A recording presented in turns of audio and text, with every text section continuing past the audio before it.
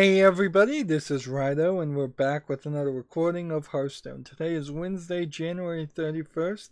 We're going kind of slow. We've got a lot to do still. A lot of news, I think, still to talk about. So this is the first time I think I've done 3 pre-recordings in a single stream for maybe a month or two. We need to get 3 more victories with the Rogue Warrior, and we need to play taunt minions. So if I come over and find a warrior deck, let's see what this is. This is warrior cards. So do I want to get rid of that, or do I want to keep that?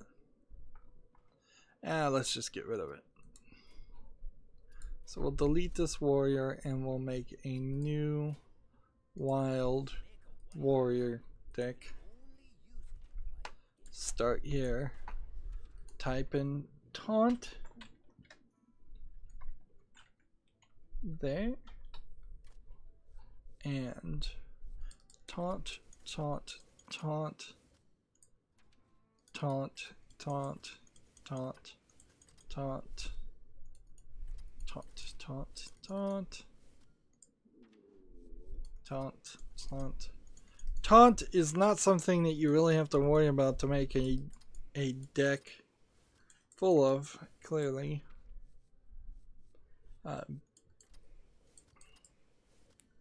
You really have to go back, I guess, and question what are the best taunts. A lot of these that just have taunt are not as good as something that has taunt and divine shield now. And they've been adding taunt since the beginning of the game, and that is not working great.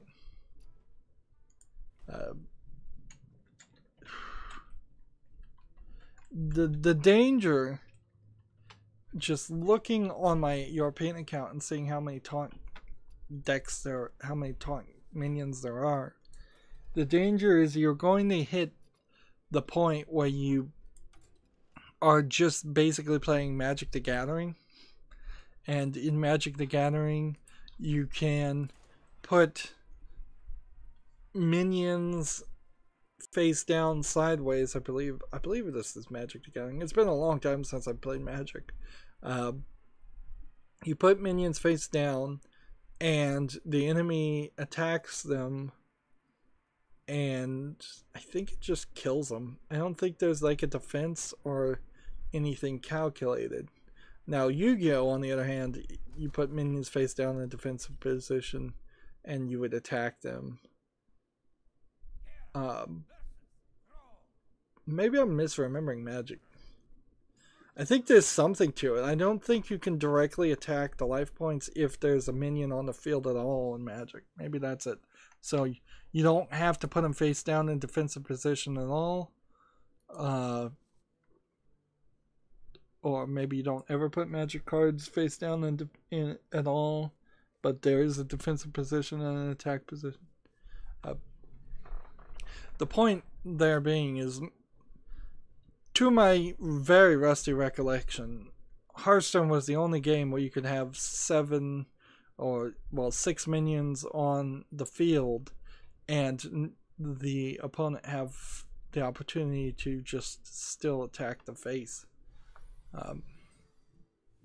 And if everything is taunt, which arguably you could potentially play everything as taunt, it stops being a reason for that. Wax Elemental. When did I get a card like that?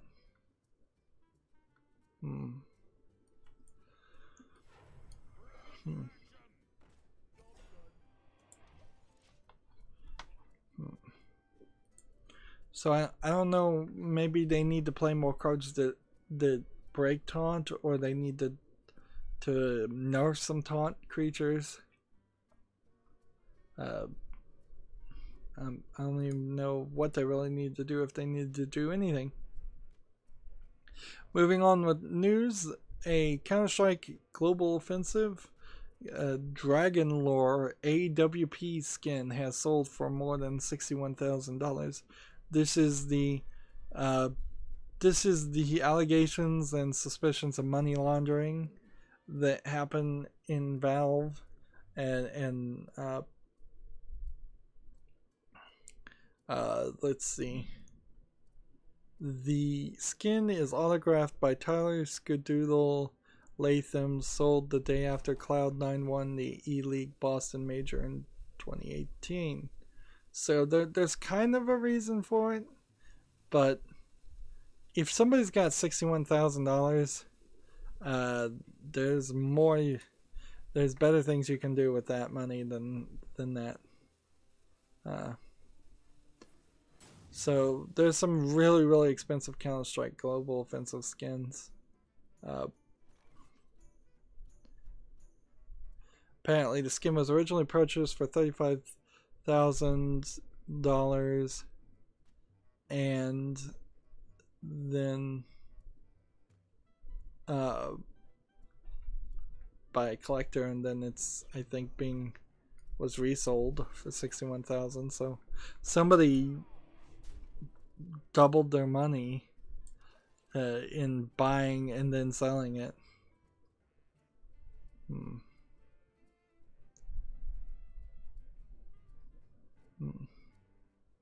Dragon Lore is actually the rarest skin in the Cobblestone packages, which currently sell for a little north of $30 on the Steam.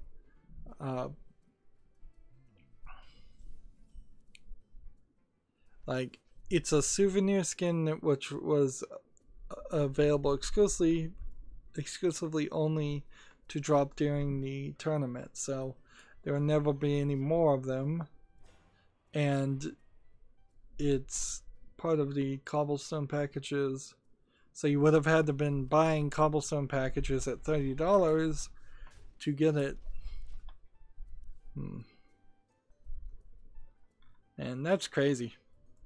I'll take a $61,000 Valve skin and I'll sell that like crazy. $61,000 would be a nice bit of money for almost anybody. I suppose this is just a silly announcement to say, but the creators of It'll Do, called Ludosity, Ludosity, are moving. So they're either moving or remodeling, so if there's any interest there, they relatively recently released It'll Do 2 on Switch, and they're working on Slap City, which is kind of a Smash Brothers-esque game.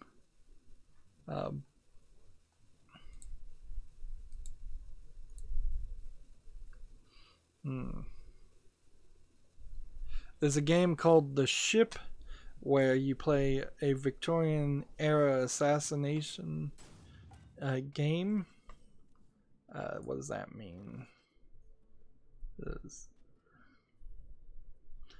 It looks like Dishonored a little bit in its animation. You're in this large pub area, I would call it, on a ship, kind of like a Titanic style place. You're walking around, you can get weapons out of chests, and I guess the idea is that there's supposed to be either a lot of NPCs walking around or a lot of actual players walking around, and there are police walking around, and so you're trying to kill somebody without getting caught. And I've seen a game like this, and I don't think it was called The Ship. Oh, The Ship is the game that already came out. Murderous Pursuits is a Victorian era version of The Ship. Okay. And it's coming out in March. I don't think The Ship succeeded enough to justify making another game in that same style. I think there's some major problems with the concept of a game that requires that many players to be fun. In all honesty, being on a ship and having to assassinate somebody is a single level of Hitman. It's not an entire game. It's a mission you would do in several games. Can only attack if you have 5 more armor. Interesting. This and this. And let's see.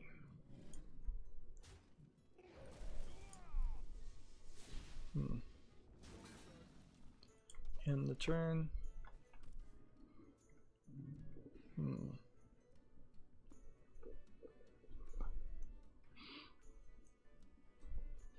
There's this game that is coming out called Crossing Souls that might be good. It might be bad. It's kind of hard to tell. It's got I would almost call it a 32-bit style animation, but that doesn't mean anything. It's like double a 16-bit style pixel animation. I guess you just call it pixel art characters, and it's kind of Scooby-Doo-esque in what you're investigating. I've seen a little bit of preview for it already. It's going to come out on Steam and PS4 on February 13th. So really all I could say is keep your eye out for more reviews on Crossing Souls. And I've finally got my icons back on my tabs, so we're starting to run out of things. The 1998 text adventure classic Anchorhead has been released in an illustrated and expanded version of the Lovecraftian horror game on Steam and itch, according to PC Gamer, which that's quite interesting actually, because then this introduces something, I guess, new.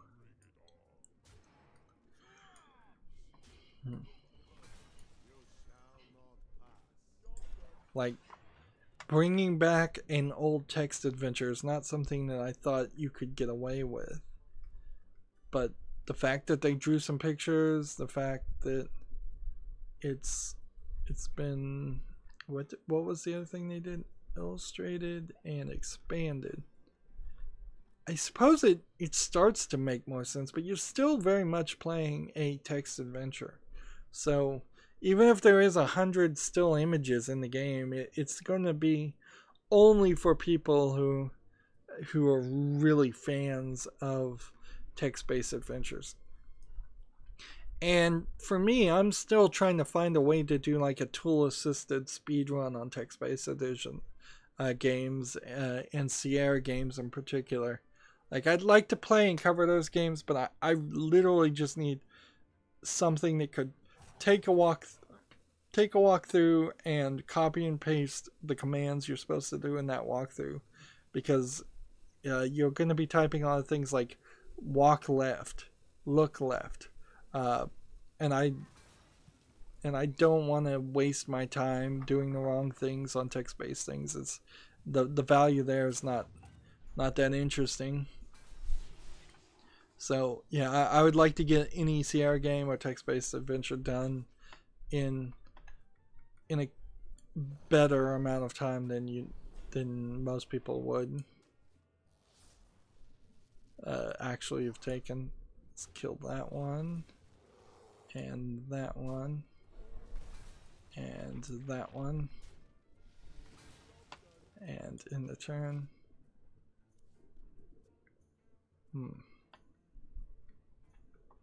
But I guess I'll see what that looks like on Steam. before I close this page. See, does it have a direct link to the Steam?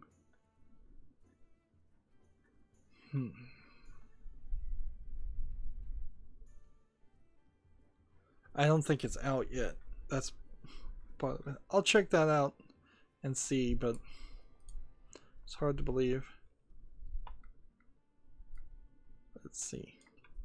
There's this game called Remothered that was announced, or it's available now on Steam for $15, and I want to check that one out too. I don't know anything about it, but Unity specifically pointed it out and retweeted it, which, if there's a game out there that I haven't heard of, it's probably because it's bad, but it might just be because it's bad at advertising itself. And playing games that people haven't heard of is something that I try to aspire to do on my channel. I don't want to just, you know, do what everybody else is doing. Let's see. This and this, and then we'll kill that one and double pound that in the turn.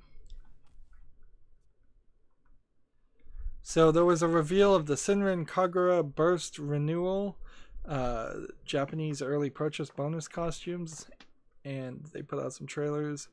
Senran Kagura being ninja girls in bikinis. They know what they're selling and they do a pretty good job of it. This is not the Peach Beach Splash game though, where you are shooting with water squirters and doing something like Splatoon. This is one of the more traditional Dynasty Warrior-esque games where you're doing ninja attacks and hitting crowds of people. However, it is set on the beach, so they are wearing beach outfits while fighting. I really do want to get into Senran Kagura games. Like, I know they're trash. I know that they're sleazy trash, but just like the movie industry would not be as fun if it didn't every now and then have sleazy, trashy like movies. The video game industry would not be as fun if we didn't have things like that. Sometimes playing video games or enjoying any entertainment really does revolve around, can you relax and just enjoy the ridiculousness that's happening in front of you. So if Senran Kagura, which one was this? The Burst Renewal comes to the West, which it might or might not. It's a remake and it launches February 22nd in Japan. So if it comes to PC, like, that'll be another one on my list of games I kind of want to play. Although the problem there is maybe I would get community stricken and not just demonetized. That is part of the fear, is that as YouTube is moving the goalposts and changing the rules on this, it is very possible that the not suitable for advertisements become these community guideline strikes that have more and more channels completely deleted from their service. I mean, if literally all they want to do is just kick out people to save hard drive space, if that's really what they're going for, they may get stricter and stricter. Like, my Honey Pop series, of course, is completely not monetized, or almost completely not monetized. And of course my entire channel is about to completely not be monetized. So we'll have to see what happens. Now the Godot engine is this, if I'm remembering correctly, it is a point and click adventure Telltale game style engine. I saw a game made with it, and I covered a game made by the Godot engine recently, and I don't even remember what it was, but I started following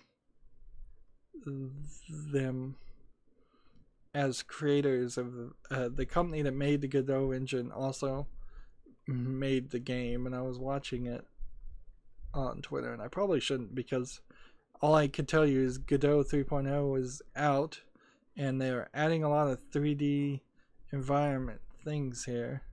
I don't really believe that the Godot engine is ever going to... Let's see, wait, before we leave, let's see, do we need victories or do we need taunt? We need both. So we're still in a good place to play what we were playing. They have like a new multiplayer API. They're really trying to make this engine work for more things. Console support for the Switch. So in 4 or 5 years, you may hear more about the Godot engine being the something like Unity or Unreal, but used a lot less. But they're at version 3.0, and 3.0 is actually 3.0 in this instance. It's not something closer to version 30. It's still rough. Still needs a lot of features.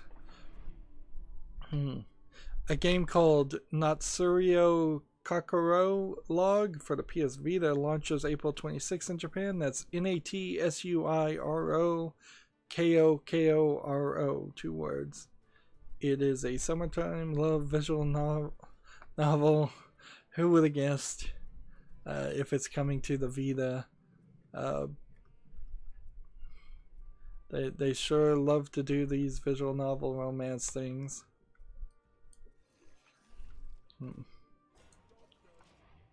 I sometimes wonder if the only romance and love happening in Japan is happening in these visual novels and not in the real world. It would certainly explain their low birth rate, but there's other factors too. It's just most people, a significant number of people are living in Tokyo and around Tokyo, and it's too expensive to start a family, and their jobs don't give them enough free time to date or to have a family or a social life. And the way the Japanese culture is not built around the concept of dating somebody for a good amount of time.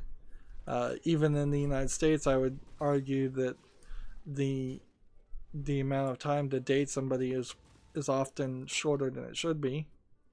Apparently this game came out on PC in 2016, so I guess I could check it out. Let's see if we can search it in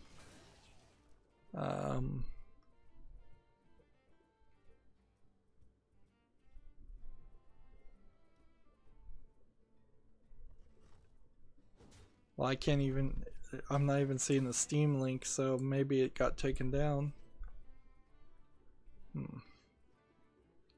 It's not a job listing. As a job listing. As a job listing. I think we're gonna have to do job listings today. Oh.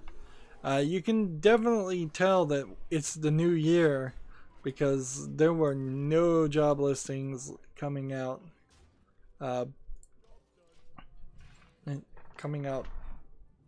In December. So let's go through these job listings. Wargaming is hiring for a technical animator. Let's see. You would be working out of Chicago, Illinois. Wargaming Chicago, Baltimore is a growing studio with more than 150 employees. Our environment is a combination of casual creativity and functional productivity. Those are conflicting things. Let's just point that out for a second.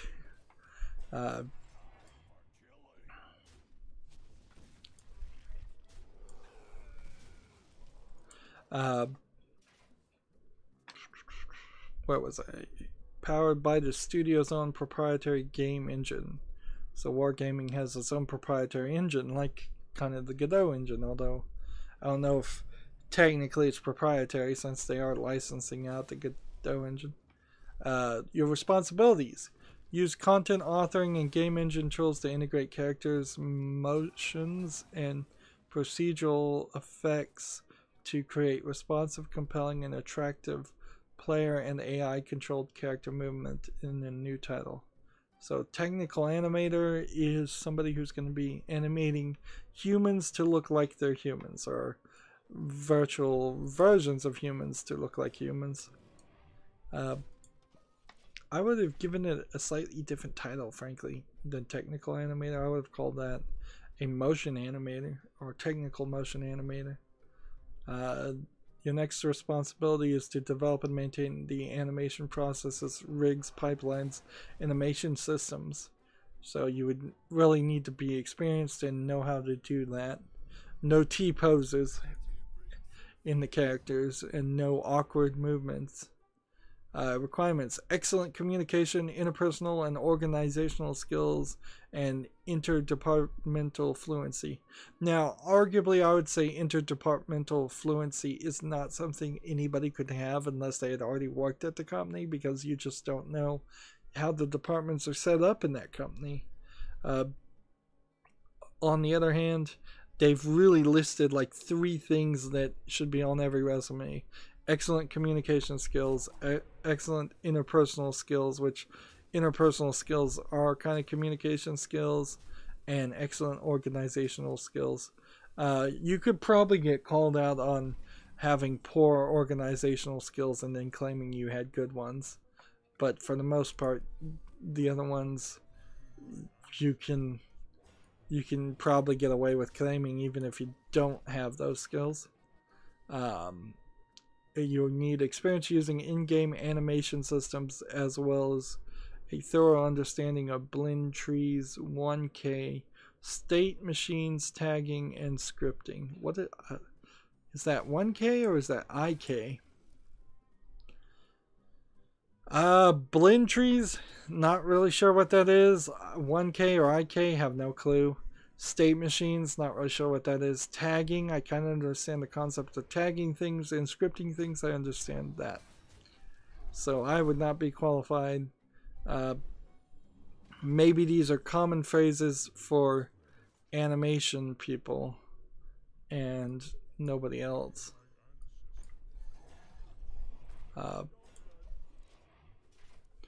Experience with planning and implementing real-time art animation systems, walk cycles, strafing, aiming, environmental interactions, etc. So you kind of know it's going to be some kind of violent game if you're aiming things. Experience with 3ds Max, Maya, and Motion Builder. Motion Builder is not one I've heard of, but 3ds Max and Maya are pretty standard to my knowledge. Honestly, though, this is the kind of technical job that will keep you employed a little longer than just being a general video game programmer or a general artist. In the artist field particularly, you start to break out into different things. Otherwise, you're going to end up getting the jobs that nobody else wants, like planting trees all over the place. You want to be a character artist, you want to be a motion artist, you want to be a architectural designer artist, and get into specialties. Of course, when you get into a specialty, there's fewer jobs like that, but you're probably more needed. Desirables are your experience with motion capture pipelines, proficiency with dynamic 1K physics, Havoc, and rigging in animation for use of those with those systems. So Havoc physics is something I've seen in front of a lot of games. It's middleware, I assume, to do physics things. What are physics things? Well, it's like, does the hair naturally flow in the wind? if it does, it's probably not because somebody programmed it to do that. It's more likely because they're using a physics engine. Let's try this combo spell rogue deck so we just get some variety play here. We need a couple more wins, and then we'll move over to the Americas account, which I imagine I'll probably end up cheating on the Americas account a lot today.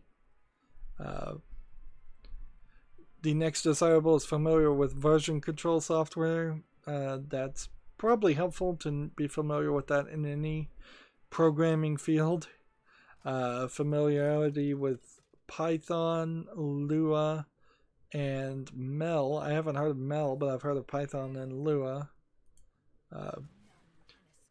They want you to have experience with those, not familiarity, which is slightly different. I misread that. There we go. Free victory. I'll take those free victories. They want you to be familiar with modern console animation systems. So you're making games for consoles. Basic modeling and realistic animation skills. I think that's more than a desirable.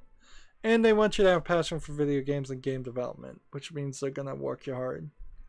And this is for wargaming, so like the real question is, what have they made? Wargaming is the exclusive North American publisher for wargaming.net, the creator of the World War winning games World of Tanks, World of Warplanes, and World of Battleships. So you kind of know what they're making. Let's see if we can see what other games they might have on their website.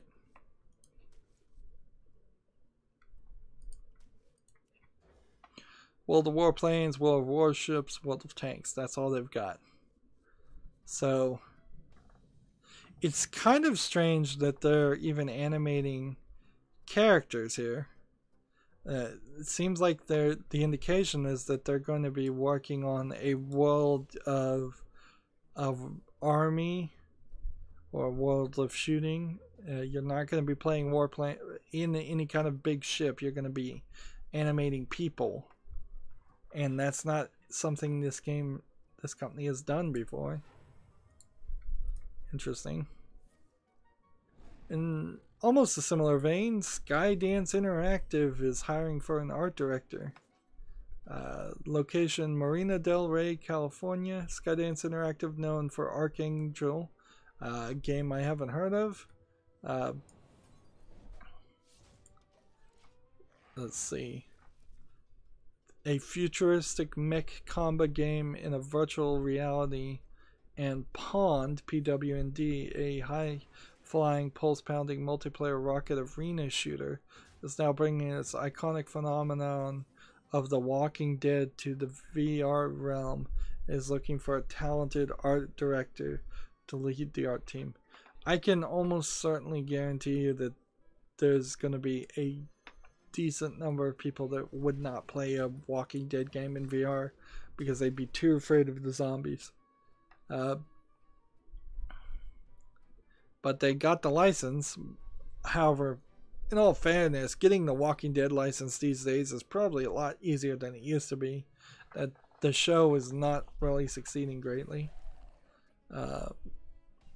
The art director will oversee the entire art vision, pipeline, and production on a project, partnering with the lead designer and technical director to achieve creative goals at a high level of quality. So let's do this, and do this, and do this. We believe small, focused, close-knit teams can move mountains, and strong but collaborative creative leadership is the key to success. Must have video game experience, asterisks.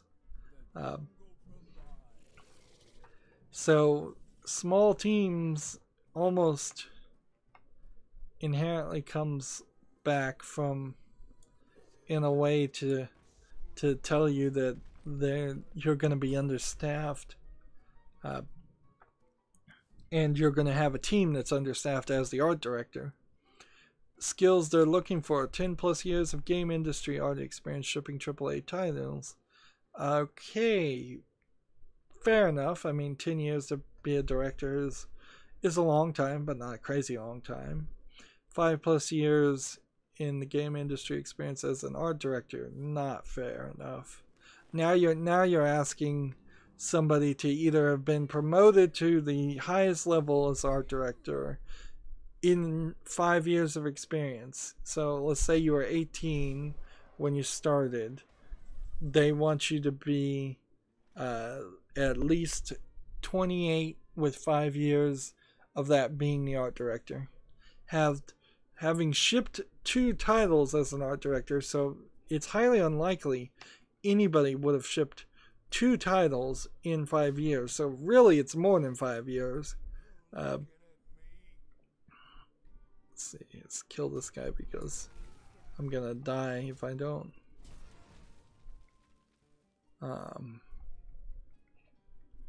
In the turn. Experience working in VR and interest in VR is required. Establish and communicate strong artistic directive via style guides and art targets. I would like to learn how to do style guides and art targets. That sounds like an interesting thing. I imagine it's a lot of cutting through magazines and creating reference pictures, either by drawing or in some other way, what you expect and what you want. Let's see.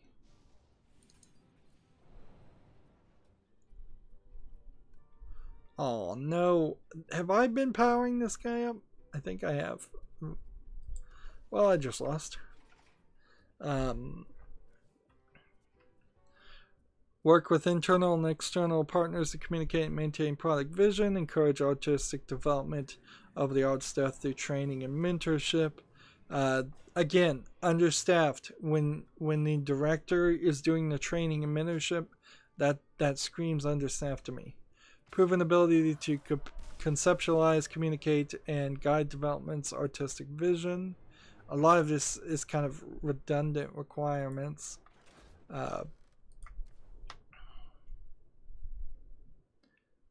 Keep on playing. Manage and mentor artists on the team to reach their career goals along with providing constructive feedback. Frankly, in the creative industry, if you're giving people career goals, you're telling them you either have to perform and earn a promotion or you're going to be passed over or fired, and that's not helpful. Like, the career goals of any creative is to be creative. If they don't have that from day one, they shouldn't be in the job, and they shouldn't have to be told that by anybody else. In fact, any job really where they talk about career goals is probably not a great job, because that means they just have this habitual way in which they hire and fire people and require people to continue improving and excel as they're also doing their job, which that implies that they want you to do, like, what would be the word? They probably want you to do some form of training off company time, in the sense that they want you to spend your free time improving yourself as an employee instead of while not being paid to do that. Even though that's not being said, I'm implying and inferring a lot out of that. Show technical depth, maintaining visual quality while maintaining game performance. Track visual and artistic trends in the game industry with the emphasis on next generation technology and techniques. A lot of this feels, again, just kind of randomly put together by somebody who doesn't even know what the job is, or was just given a long list by multiple people and they're mixing it together. Demonstrate excellent creative, analytical, and organizational skills. Again, there's organizational skills. If you could almost always claim to have excellent critical and analytical skills, it's again almost impossible to argue with somebody to say that you don't.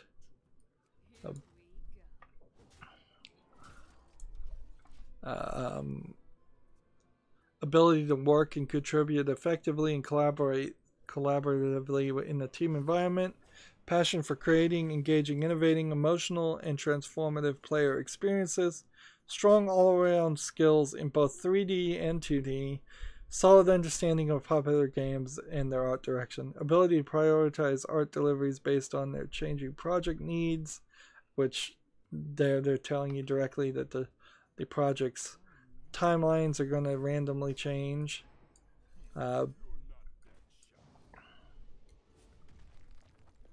Let's see. Let's go ahead and just kill this guy.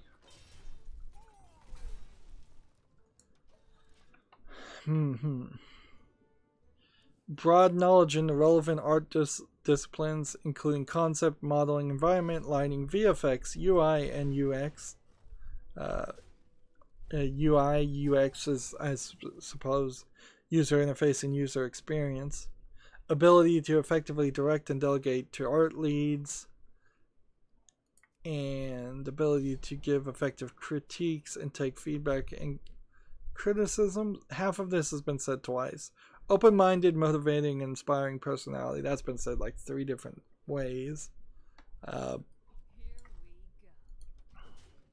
And demonstrate compelling vision and passion for the presented project, which I don't know how you can claim any of that when you haven't even seen the project. How do you apply to your job and say how you have a compelling and vision and passion for the project that you're working on that I don't know? That is the skills they are looking for at Skydance Interactive, and that is at least 25 skills listed that they are looking for their art director, which seems way too long. We've got somebody new on the chat saying hello. Let's see, was it Torva the Ganker? Sounds like a Shadow of War reference. I can't hit this guy. I can do this and this. And I can try to attack this guy, but he'll kill me if I do that. So I'll just do this and end the turn. Now the pluses for this job listing to be the art director at Skydance Interactive, on top of those 25 things that they're absolutely requiring, the pluses are that you shipped games both for PC and console. You have experience with UE, which I don't know what that is. I guess that's Unreal Engine. You have experience working with both internal and external IP and related stakeholders. So intellectual property is what IP means in this case, not like Internet Protocol. You never know. Let's see. Kill this guy. And I can't do anything else, so I'll end the turn. Experience work, and the final plus is a bachelor's degree or equivalent work experience, which is ridiculous because they're asking for at least 20 years, I would say. Like maybe 18, maybe 17 years worth of work experience as a requirement in the first place, which is way more than the equivalent of a 4-year bachelor's degree. So the question then is, who in the heck are Skydance Interactive and what games have they made that they could think that they could have any chance of having so much? Let's see. Yeah, I'm about to lose, but whatever, we're playing cards. Yeah, they made Archangel and Pond. That's the only 2 games they've made. 2 games I've never heard of. and they're asking for everything in the world. Like, you wouldn't probably need this much that they're asking for to work as an art director at Nintendo or Microsoft or any of the other major companies out there. Like that is the longest list I've ever seen of requirements, and so repetitive. It shows a lack of organizational skills on the part of whoever wrote that job listings. Let's see. Torva the Ganker says, am I able to battle me? Send me a friend request if you want to battle me. What account are you on? Are you on the European, Americas, or Asian accounts? So I know which one to go see. I don't have a ton of time right now as I'm trying to do the daily quests and running through the last bit of the news, which is just job listings for the video game industry, which is sort of news. It's just a new thing I've been doing. Gearbox Studio in Quebec is a relatively new studio, and they've listed a job for a gameplay programmer. So Gearbox Software, the developer of the award-winning Battleborn, Borderlands, and Brothers in Arms. Interesting choice there. Like, because if I was going to describe Gearbox Studio, I'd say makers of Borderlands, Borderlands 2, and Borderlands the pre-sequel. And I would not go with Battleborn, which was a failure. And I would not mention Brothers in Arms, which is a pretty old game at this point. Should I attack? No, I'm just gonna wait. They're looking for a gameplay programmer in Quebec Studio. Let's see, Torva says Americas. Okay, well, send me a friend request when I get to the Americas account. If you're still around, I'll play you. Or, you know, maybe I'll switch around. Yeah, I'll switch over after this game. We don't have to wait. That'd be silly.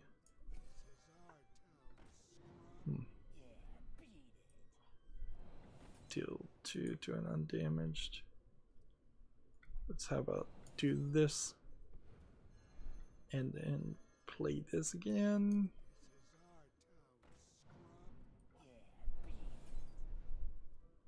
And we don't need to attack right now, so I'm going to end a turn. So the Studio Quebec is a new studio, so you really wouldn't be working with any of the people that made any of those games. This is just a whole new studio that's a division of a growing corporate thing run by Randy Pitchford, which, like, you take that also with a grain of salt, because Randy is, at the best one could say, prone to distraction.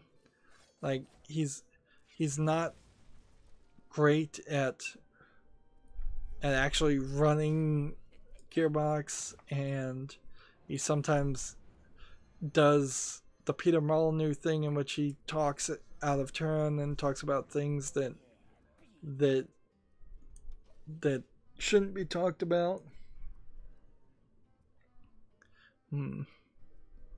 So, but I mean, one bad boss, you probably would have a bad boss if you worked for EA. You'd probably have a bad boss if you worked for Ubisoft. You can't really apply to jobs because you know the management is nice. And if you're going to do that, the only people you can probably work for then is Valve. And then you'll never actually make a game, and it will, in my opinion, it hurts your career more than it would help to work for Valve. Let's see.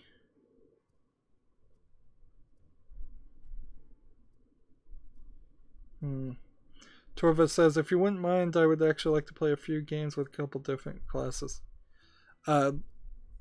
Sure, why not? Let's do it. As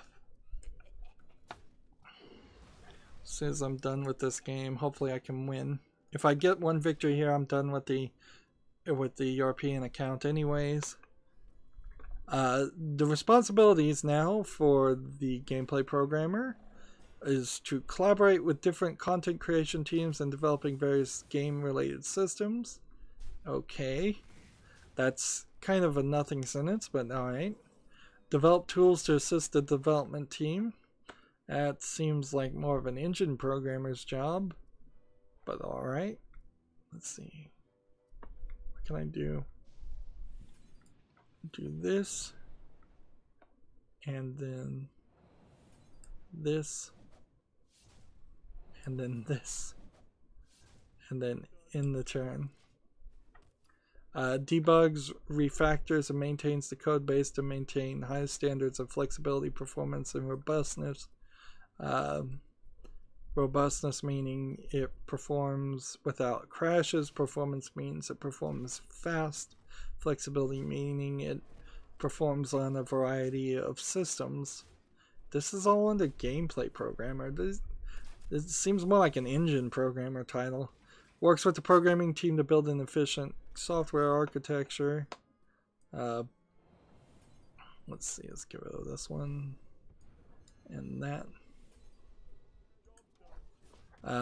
Profiles and optimizes existing systems according to hardware constraints. So this seems very much like console programming. Gearbox is a console programmer, so I could understand that. However, if this new office is working on like Borderlands 3, that's not great. So that would tell you that Borderlands 3 is in worse development trouble than I think it really is. Borderlands 3 is sort of delayed, but it's further along development than that. So I'm going to have to come back and get one more victory later, but we'll switch over to the Americas account for now. And launch up here. Qualifications for the game development is 5+ years of game development and experience as a programmer. So gameplay developer, gameplay programmer is kind of a higher level, like 2, maybe 3 promotions above an entry-level programmer, apparently.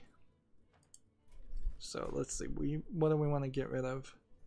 Destroy 40 minions or play 40 spells? Let's get rid of that one. There you go. So I can get 2 of these done just playing people. I do need to do the Tavern Brawl. I don't see a friend request, so you haven't typed in my name and sent a friend request. So while you're trying to get that to work, I'm going to do the Tavern Brawl. And what do we want to play? Destroy minions. Let's do Hunter. Sure, why not? So yes, qualifications are... Let's see. There we go. There you go. Fast enough. You typed it in fast enough, so I can cancel that. If you could do a Tavern Brawl thing with me, that would be great. But if you don't want to do a Tavern Brawl, that's fine too.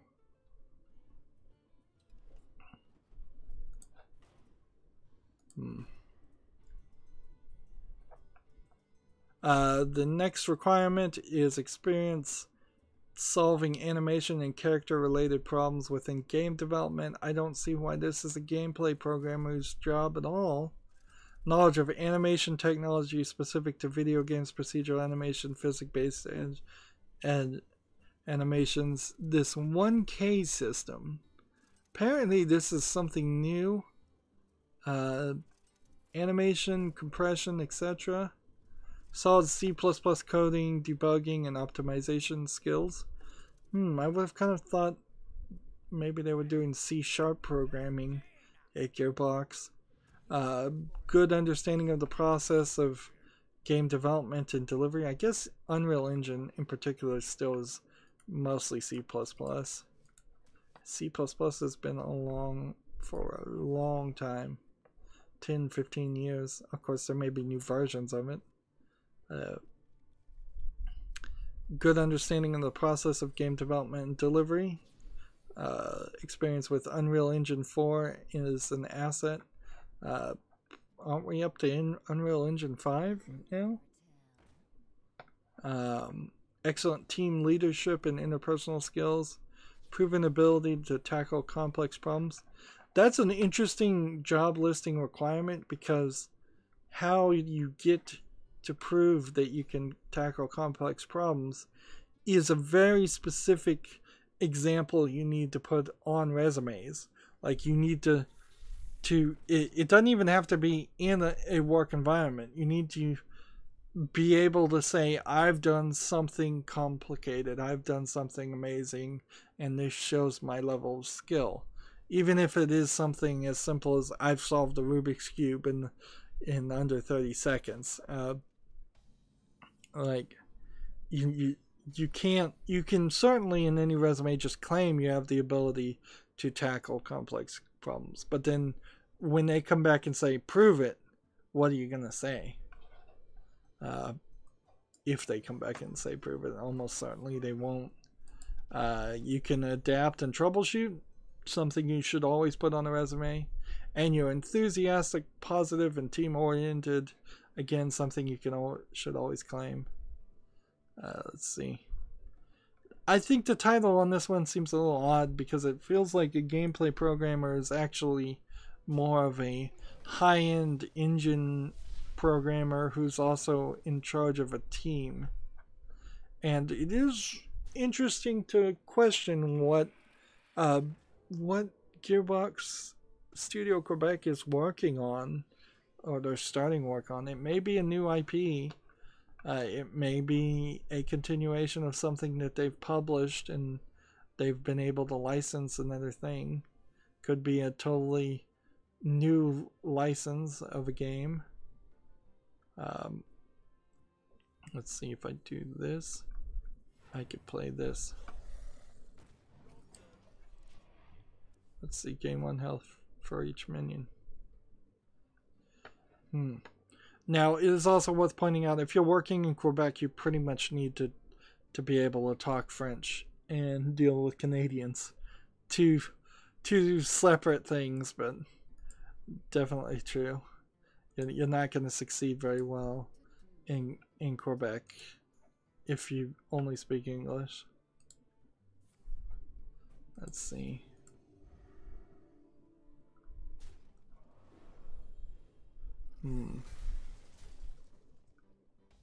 So Hearthstone, this isn't a job listing, has this quest for packs where you can win up to 3,000 card packs. I retweeted it earlier today. Let's see.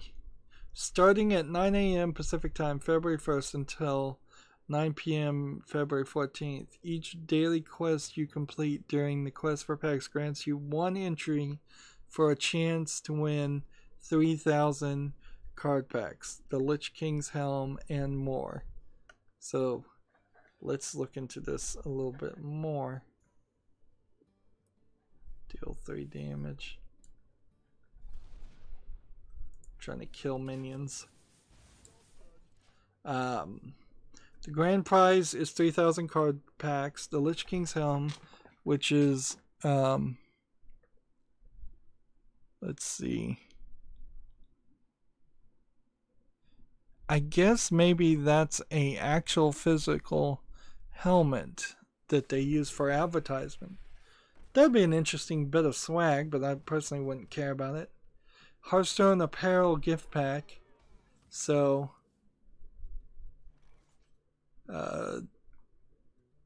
t-shirt, cap, and pin of your size on for size.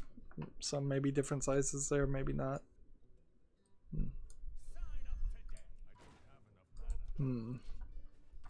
So that's the grand prize. There's also a mammoth card bundle. 1,000 players will receive The Mammoth card bundle containing 10 packs from each expansion released during the year of the Mammoth. And then the Mammoth pack is 50,000 players will receive 3 card packs, one from each of the expansion released in released during the year of the Mammoth. So there was only 3 expansions.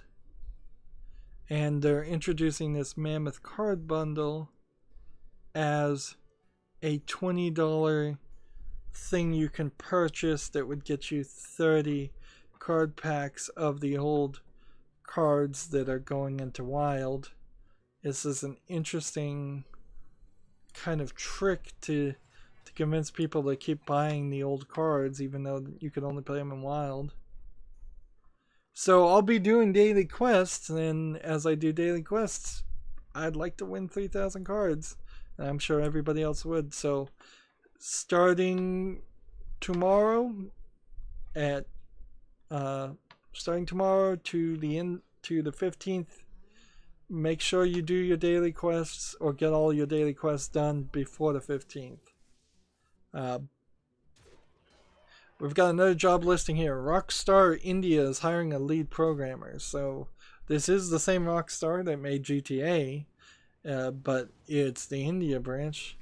Rockstar India is seeking a lead programmer to help breathe life, realism, and fun into our next generation games.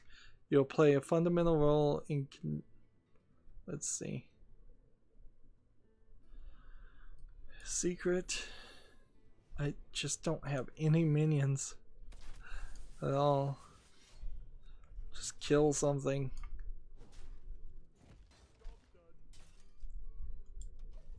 You'll play a fundamental role in creating fun and engaging experiences that immerse players in the worlds we create. Rockstar is a tight community and a highly collaborative, so you need to be able to communicate easily and effectively with your fellow coders. Again, fellow coders, designers, and artists. Again, when they say tight community, I think that means understaffed. In India, that seems a little weird that you'd be understaffed, because you should be able to have more than enough employees in such a dense area. I would also say if you're working in India, you're gonna need to understand an appreciation of India and probably speak Hindi or whatever language is most spoken there. Let's see. You wanted to show off auto decks, so let's do that. So not be so limited by the Tavern Brawl. And I will show off my Druid Helper deck. Why not? That's typically the deck I use to play with other people. Responsibilities. The successful applicant will need to possess a strong mix of hands-on programming skills as well as team management ability. You'll be responsible for implementing tasks to specifications as well as helping guide the wider programming team. With the gameplay team, you will work on a wide range of areas as an established code base, including artificial intelligence, bringing our worlds to life by creating believable behaviors and routines for the inhabitants. I'm thinking this is all GTA Online. If I was just to guess, like that would be the only game I honestly believe Rockstar is working on. I don't think they're making another Bully. I don't think they're making another LA Noire. The company that made LA Noire was shut down, perhaps for good reason. I don't think they're making a GTA 7. Let's see. Navigating across varying terrain types, avoiding obstacles effectively. There are varying terrain types in GTA. I wouldn't specifically have thought that would have been a main focus. And the artificial intelligence needs to work on strategies to produce fun and challenging combat encounters. The other thing I guess would be GTA is not super focused on enemies shooting back at you as much as it is just random pedestrians. But I guess maybe there's a little bit of both.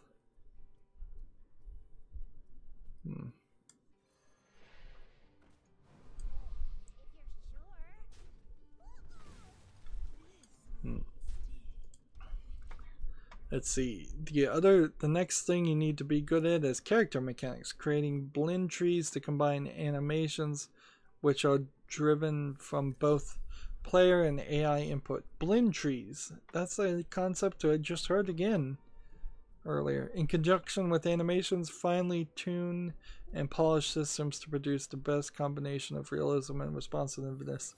Wouldn't it be funny if all of these companies are working together for the same game? And it's just this massively large Star Wars-esque game that they've been people have been paid to do. Let's see, that spell for a counter spell, attack there and attack there.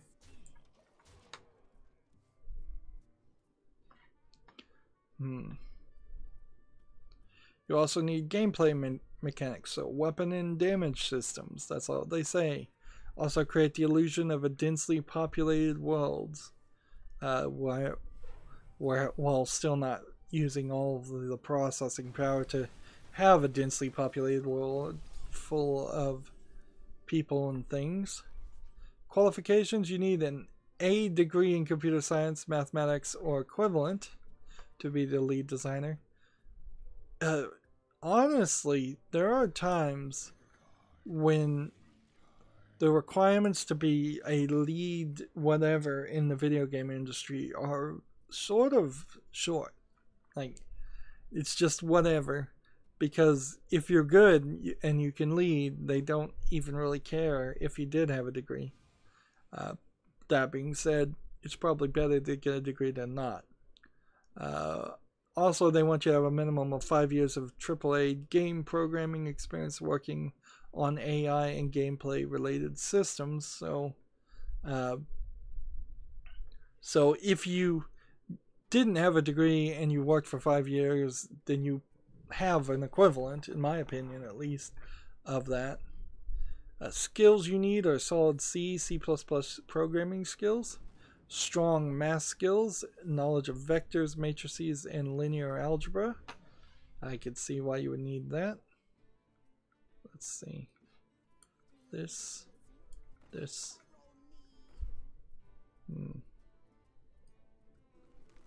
This.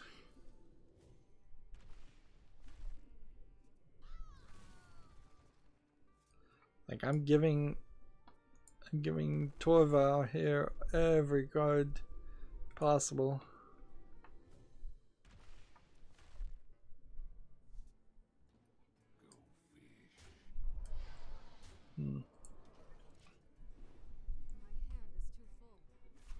There goes his Alex Straza.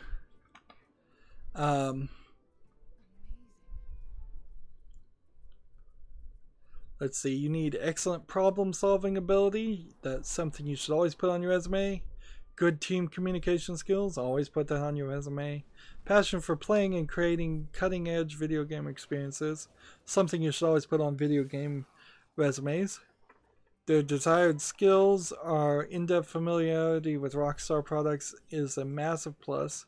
So that tells you that whatever game they are working on is not a game that is going to be drastically different than what has already been done. Let's see, that one and that one, and then the turn. See, now he's got all these cards, but every time he plays the cards, I get pumped up. The Druid Helper might be deceptively named, depending on what mood I'm in and how I actually want to play. Because the Druid Helper not only can help the opponent draw cards and play towards their daily quests, it can also mill the opponent in the sense that it destroys their cards. And see, if he's just trying to play a top meta deck where he's gonna have 5 Sorcerer's Apprentices and the legendary that gives you a Fire Blast every time you play a card,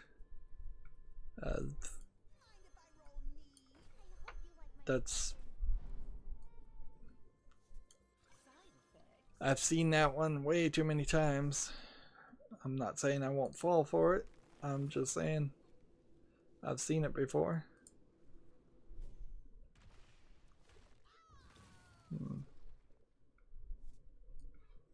Let's go shuffle those 3 in there.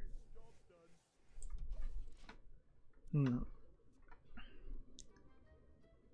let's see, the next desired skill is experience in working on pathfinding and AI movement behaviors, and experience in solving complex vehicle AI problems, navigation, steering, route planning, etc.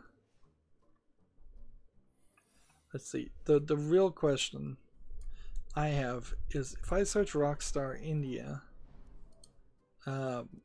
what have they worked on? What specifically is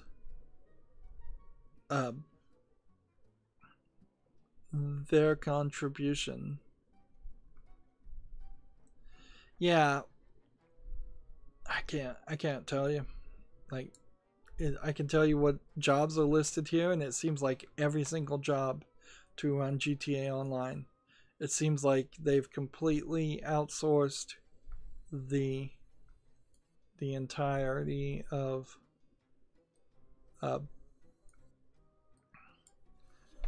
their company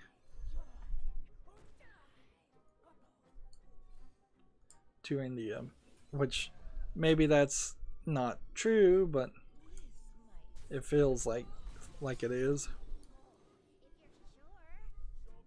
So I wouldn't be super happy if I did work for Rockstar India. Here, let's look at their Wikipedia. Maybe that'll tell us more.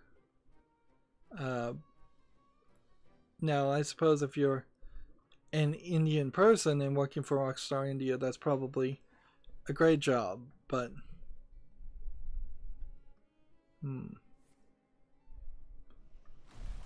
but I'd much rather go work for Gearbox.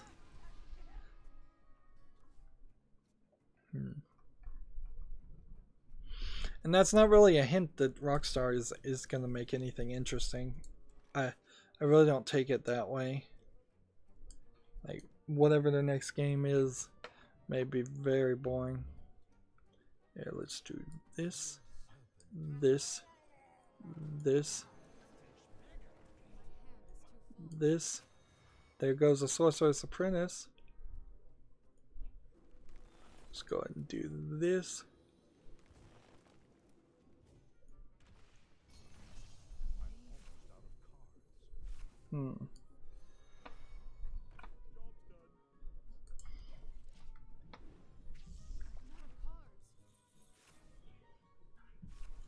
So, have I effectively milled him enough to...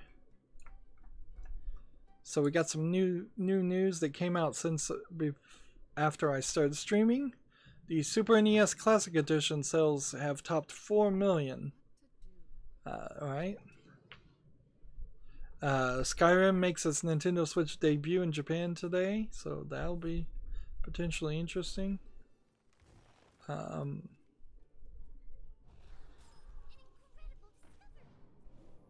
The guy who works for Valve News Network, which is his YouTube channel, has posted a video that say that Valve is not selling to Microsoft.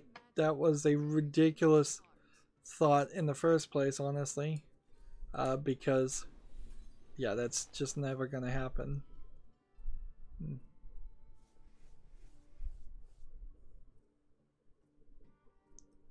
Let's see.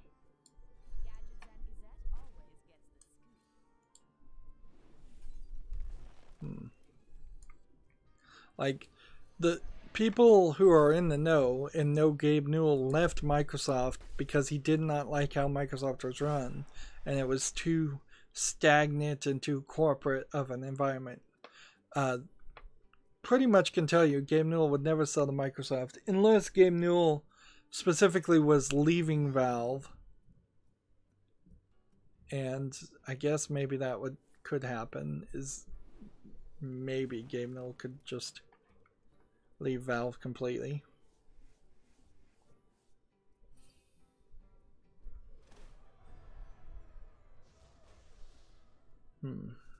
He's activated his second turn.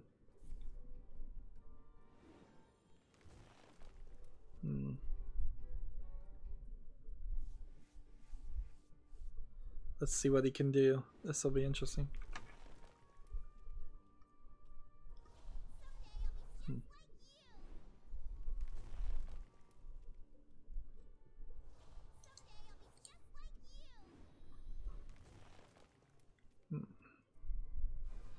Yep, he's trying to play for the same mage meta deck that is completely boring. Like, it works so bad, but I just don't want this. Like I want this meta deck banned. I want it some limitation here to stop it being playable. It's annoying as all get out.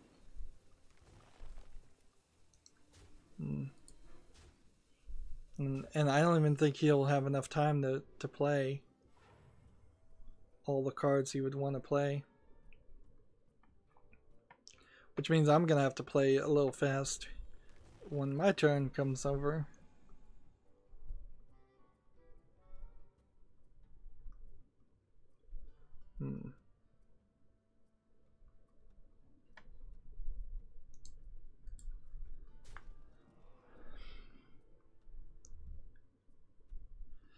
Team YouTube has started liking people who thank at Team YouTube when they get high subscriber counts in an attempt to change the narrative about them kicking out small YouTubers.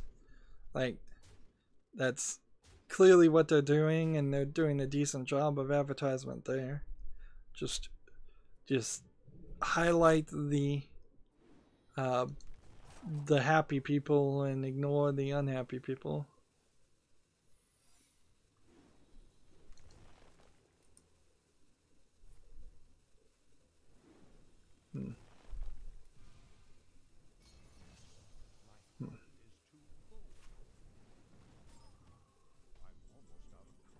Alright. So, let's do this.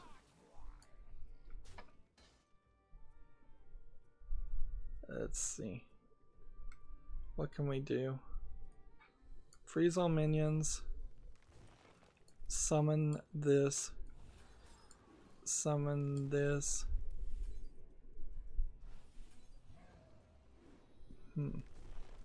Become a copy of this. Attack. Attack. Attack. Attack. And I didn't have enough to take an extra time, or anyways, and even if I had, none of that would have done anything.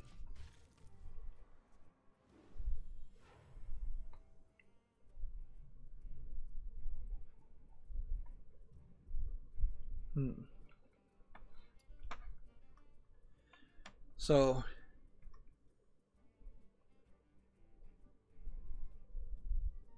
now what? We're kind of just going back and forth with the Jade cards, so we won't mill each other to death, probably.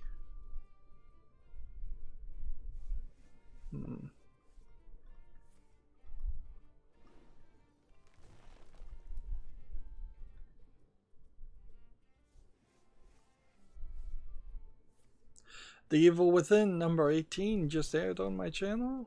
Might as well cross promote. That's my pre-recorded coverage. Better than this, in my opinion. Alright. So if we do this, this,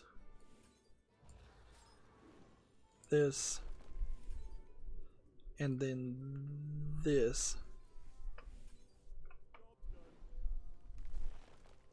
And then we do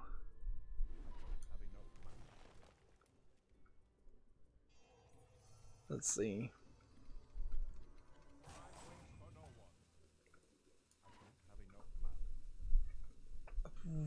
Oh, I guess you don't get to take a second turn with your refilled mana? What does that card do? Take an extra turn. Alright, so do I end this turn? And then it's my turn. Ah, okay. I see how this works. Alright, well then let's attack here. This. And this. And see if we win. Nope, didn't think we would.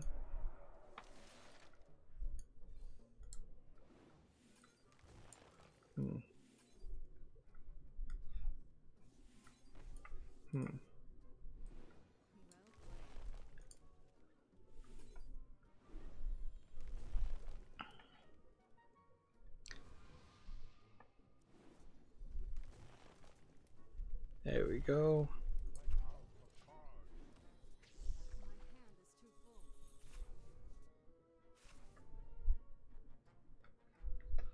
So I can just keep on playing these Jades for a while. Loacacho does let you just keep on playing if you have daily quests where you need to play spells or things.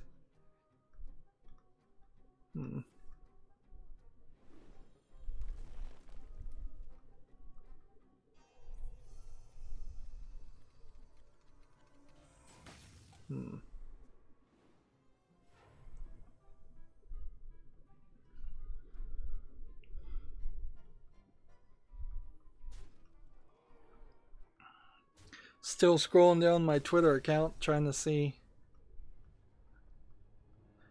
what I need to do.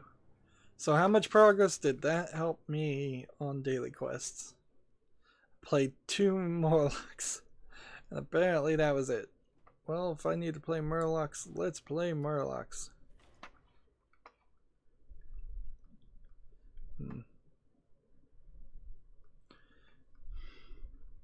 There's some talk going about the Sea of Thieves beta and just how much more of a game there is in that game.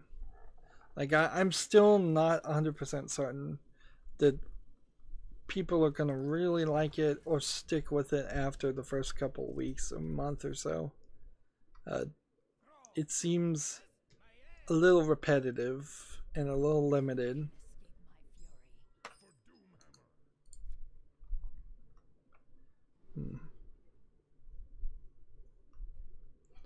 Let's see, we need the cheapest of the cheap Murlocs to start with.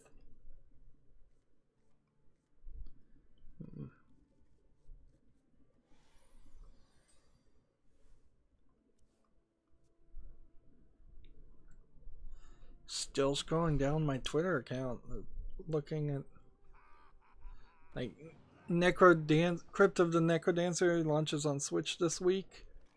That's all I really need to say about that one. PC Gamer has an article, The Unstoppable Rise of Hearthstone's been broed, which from a pizza slinger to the brains and voice of Blizzard's CCG Behemoth. I guess that's more a story about Ben Brode. I really couldn't care less about Ben Brode or anybody else that particularly works on a collaborative game, unless they're really adding a artistic spin to it. And in Hearthstone's example, like, all the Hearthstone cards are really just stolen from old card games, and the characters are all just stolen from are just stolen from World of Warcraft characters. Let's see. play this one, and this one, and this one.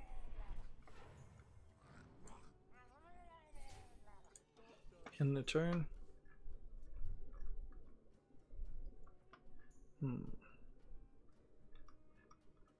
And I think I'm finally back to where I was on Twitter, so no more news that I can recall. Which for Wednesday, we've had a ton of news. A lot of news.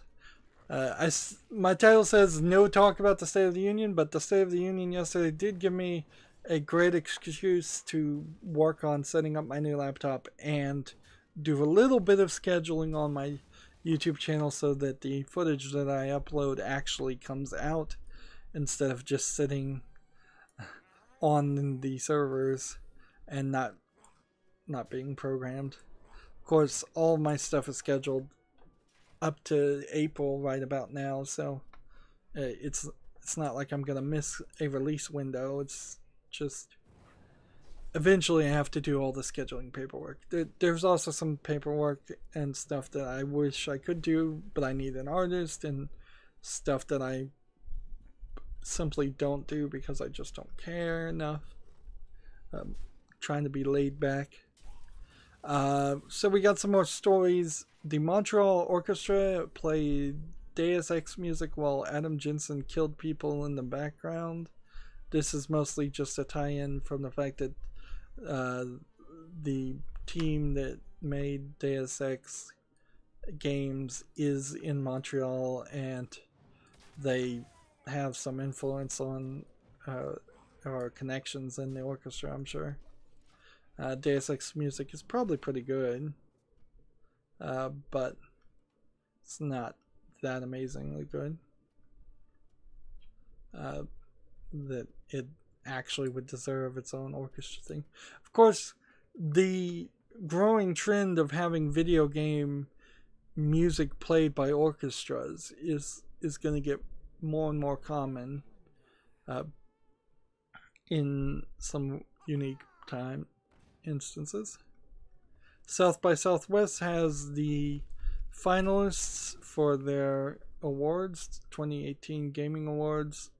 So for excellence in sound effects, Call of Duty, World War II, Hellblade: Sesuna's Sacrifice, Resident Evil 7, Mario Odyssey, Uncharted: Lost Legacy. For excellence in musical score, Cuphead, Nier Automata, Persona 5, Super Mario Odyssey, and Breath of the Wild.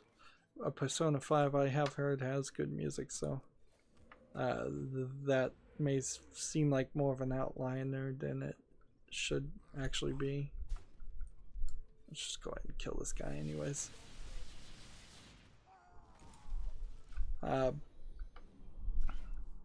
Excellent in technical achievement, you have Hellblade: Sesuna's Sacrifice, Nier Automata, Resident Evil 7, Skyrim VR, and Uncharted: Lost Legacy.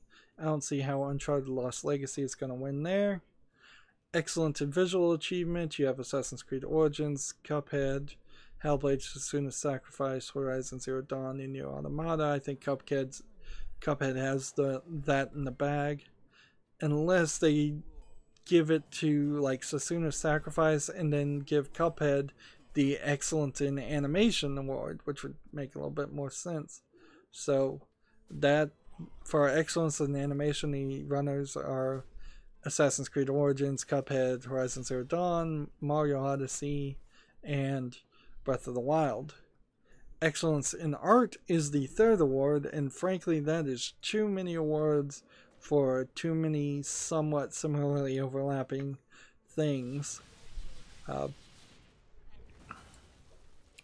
But the runners in that are Cuphead, Gorogoa, which I seriously doubt that's going to win, Nier Automata, Persona 5, and Breath of the Wild.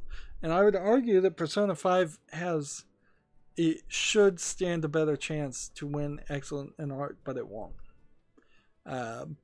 Because it's anime art instead of Cuphead art, or more realistic even Nier Automata art. Excellent in convergence, which what does that mean? The runners up are a game I've never even heard of called Drop Mix from Hasbro and Harmonix. Marvel Guardians of Galaxy, the Telltale series. South Park, The Fractured But Whole. Star Trek Bridge Crew. And Star Wars Battlefront 2. Battlefront 2 is not going to win. I think Drop Mix might win, since I don't know what that is and is listed. Or Star Trek Bridge Crew would be my... If Drop Mix is bad, Star Trek Bridge Crew has it. The next is excellent in multiplayer, and the options are Gang Beast, Destiny 2, Fortnite, PlayerUnknown Battleground, and Splatoon 2. Battlegrounds is going to win that almost certainly, because it is the video game people media's darling. Let's see. Guess we do this first, so we can do this and this, and in the turn.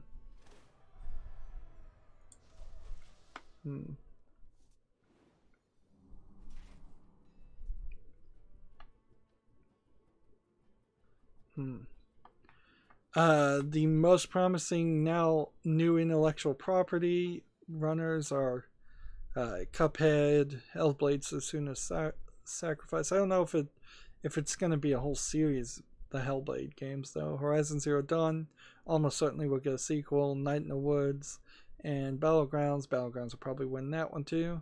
Most fulfilling community funded game, the runners are Darkwood, Kona, Night in the Woods, Perception, and the Seventh Continent. Night in the Woods will almost certainly win that. Excellent in gameplay is Wolfenstein 2, Fortnite, Horizon Zero Dawn, Mario Odyssey, and Breath of the Wild. I think they may throw Wolfenstein: The New Colossus in there as a potential change up, or just to really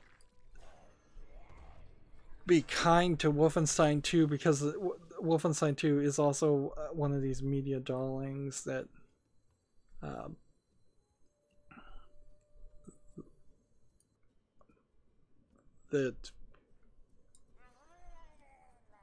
what am I trying to say here?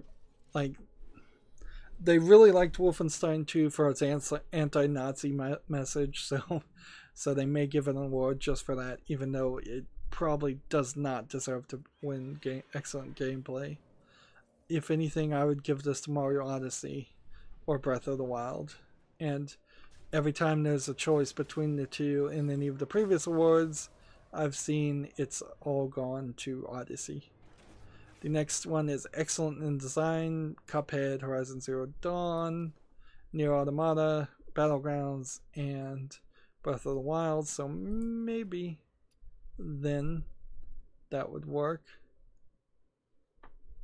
And the next one is the excellent in narrative, and the runners are Hellblade, Night in the Woods, Persona 5, Prey, and What Remains of Edith Finch. What Remains of Edith Finch will almost certainly win there.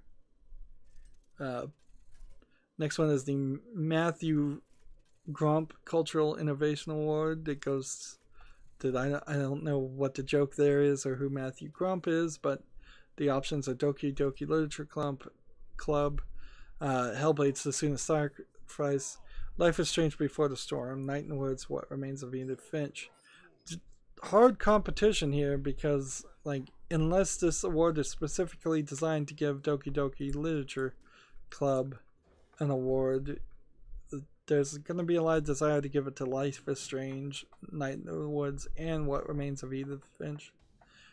Trending Game of the Award is Getting Over It with Benet Foddy, Night in the Woods, PlayerUnknown Battlegrounds, Doki Doki Literature Club, and Dream Daddy, a dad dating simulator. And maybe they want to give something to Dream Daddy, so that, like, half of these nominations feel like they are being put in here over better games, and just so that they can give awards to games that have certain political messages that they agree with. Like Abby Hepburn, one of the newer employees at Giant Bomb, very heavily pushed Dream Daddy for Game of the Year at Giant Bomb. And so much so, she's now doing a whole series of dating games, and she's up to episode 3, and she still has yet to do a Japanese visual novel dating game, which is at which every episode she comes out and she doesn't do a Japanese game, the more and more like xenophobic, anti-Japanese she seems, to try and take away what is inherently Japanese cultural identity of doing visual novels and dating games. Like, they've been doing it for decades. It is their thing. To try to ignore that or take away from that or highlight only non-Japanese dating games is just insulting. So, like, she needs to get something in there. Any Japanese dating game of good quality. Something like Clannad would probably be the right one to do. Moving on, the esports game of the year is Call of Duty World War II, or Taken 7, or FIFA 18, or F1 2017, or Battlegrounds. I think Battlegrounds probably will win that. The VR game of the year options are Resident Evil 7, Rick and Morty Virtual Reality,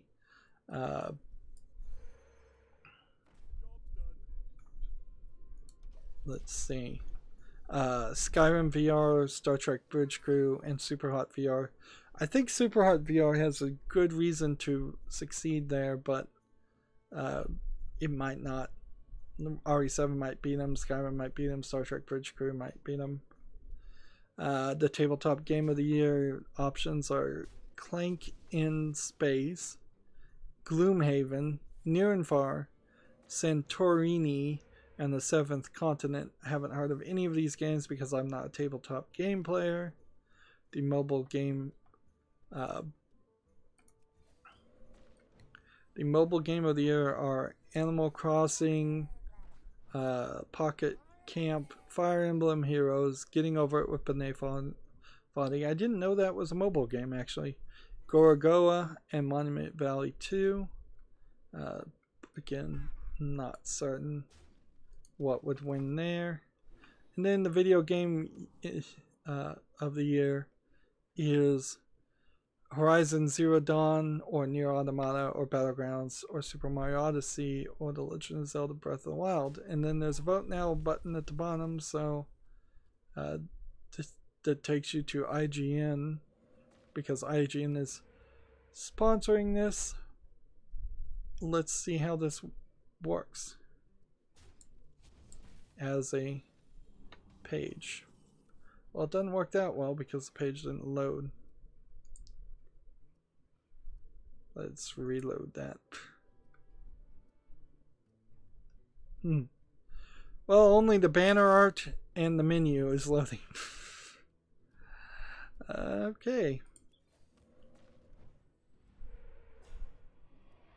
Let's see if we can do a little bit of this and do a little bit of this. Attack that. Attack that one. And attack that one. So I can't vote, apparently. Fair enough. There's a co-op stealth game called Hack Tag that's sneaking on the Steam in February 14th. And you seem to play as anthropomorphic cats that are stealthing around and hacking a city that is full of anthropomorphic animals. You know what's interesting though is that, like, one guy is walking around stealthing and the other is working on the computers in an online multiplayer way to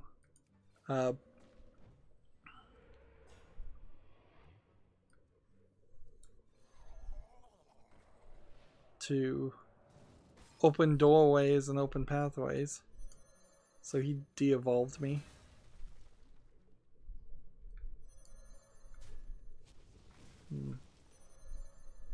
Just go ahead and kill this one so we can make some room. And then end the turn. Now here's the problem with this game is it's a 2-player co-op game. Otherwise I'd be interested in playing this, even though it is a little weird. It's $20, it's early access. The price will not increase upon exiting early access. It's on sale for $15 the week of release. So yeah, if you've got 2 people that want to play a co-op stealth game and watch that blow up in your face.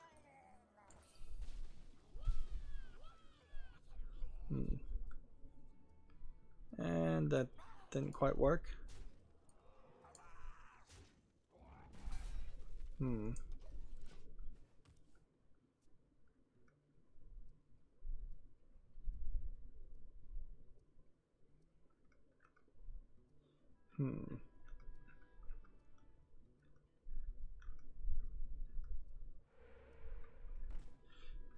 PC Gamer has an article, I don't know how to really report this, on a game called Hunt Showdowns. Apparently it's either really poorly optimized or really well optimized. Let's see. So let's see if I can check it on Steam and see if I can see some reviews. Hunt Showdown, Twitter, Hunt Showdown on Steam. Coming soon. Alright, so that is just one of those PC Gamer advertisements that they like to do.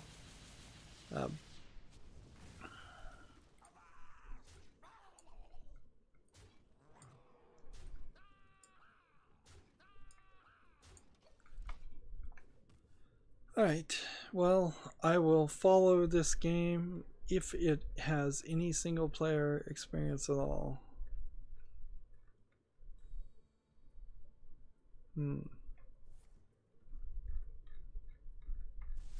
But right now, it's only online multiplayer and only online co-op, so I'll never play Hunt Showdown, probably. So many games that are multiplayer only. Destiny 2 has a development roadmap to lay out the schedule of coming changes, which, okay, that's cool. They needed that a while ago.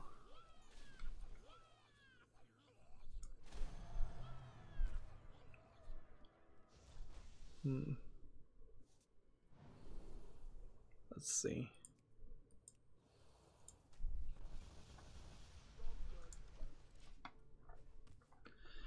Let's see. Did they actually talk about anything they're really doing? Yeah, they've got this whole picture that you can see on PC Gamer if you want to search development Destiny 2 development roadmap, and I'm sure you can find it for 1.12, 1.13, 1.14, and then 1.20, which is season 3. Okay. Rocket League is going to add a tournament mode in March or April. Beta tests next month. Way to be concise there. March or April, whenever. There'll be a tournament mode. Rocket League. Having a tournament mode would be nice, but it... I'm not sure that keeps people playing enough.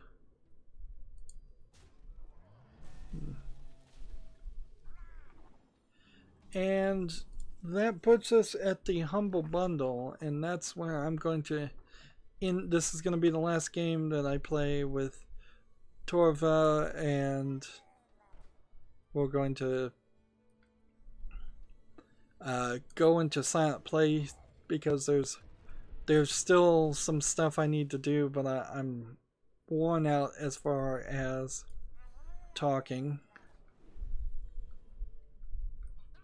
So let's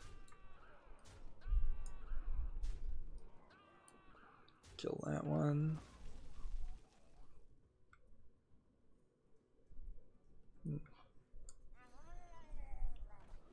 Play that one. let's see, Humble Bundles now. The new Humble Bundle is the Rockstar Bundle. And I don't think I have Manhunt. And I don't think I have any of the GTA. So if I pay $1 more to get Manhunt, GTA Vice City, GTA 3, and Max Payne, I'm good.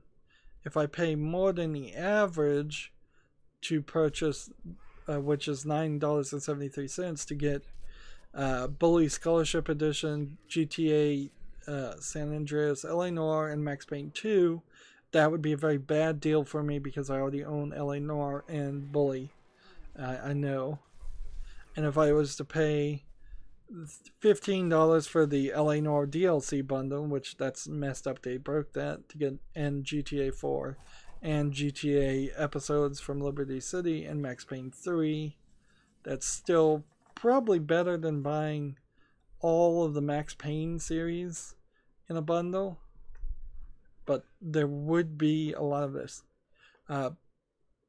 Since my new monetization strategy is built around games being donated instead of people watching ads, this would be a great bundle for people to buy if they only have half of those games, or even if they have most or all those games, and just direct message me those Steam keys on Twitter. That's a much better way for one person to support my channel. Same is still true with the Paradox bundle, although in fairness, all the games in the Paradox bundle are not high target priority games for me, so I might not play them ever. Let's see. I gotta play.